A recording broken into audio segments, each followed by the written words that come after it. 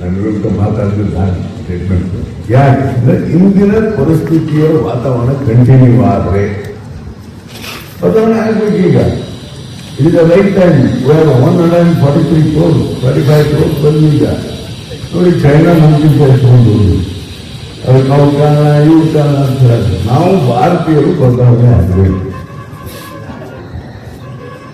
ಧರ್ಮ ಜಾತಿ ಮೇಲೆ ಬರೋಕ್ಕಾಗಲ್ಲ. ವಿ ಕೆನಾಟ್ ಹೆಲ್ಪ್ ಅವರ ಜಾತಿಯವರು ಅವರ ಧರ್ಮದವರು ಏನು ಮಾಡ್ಲಿಕ್ಕಾಗಲ್ಲ.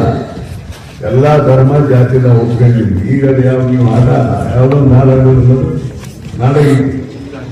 ಮತ್ತು ಕುವೆಂಪು ಅವ್ರು ಏನಂತಾರೆ, ಹಿಂದೂ ಕ್ರೈಸ್ತ ಮುಸಲ್ಮಾನ ಅಂತ ಆಗಲಿಲ್ವ? ಈಗ ಹಾಡ್ಲೇಬೇಕು ನೀವು, ಹಾಡ್ಲೇಬೇಕು ನೀವು. ಯಾರಿಗಾದ್ರೂ ಕೂಡ ಒಂದೇ ಮಾತನ್ನು ಯಾಕೆ ಹಾಡಂತ ಹೇಳಿದ್ರೆ ನಿಮಗೆ 150 ವರ್ಷ ಒಂದೇ ಮಾತನ್ನು ಹಾಡಿತ್ತು. ದೇಶದ ಎಲ್ಲ ಒಂದಾಗಿ ಎಲ್ಲ ಒಂದೇ ಭಾರತ ಇದನ್ನು ಹಾಡಿದ್ರೆ ಕಾಂಗ್ರೆಸ್ ಅಧಿವೇಶನ 1901. ಹಾಗಾಗಿ ದೇಶದ ದೃಷ್ಟಿಯಿಂದ ಎಲ್ಲರೂ ತಮ್ಮದೇ ಆದಂಥ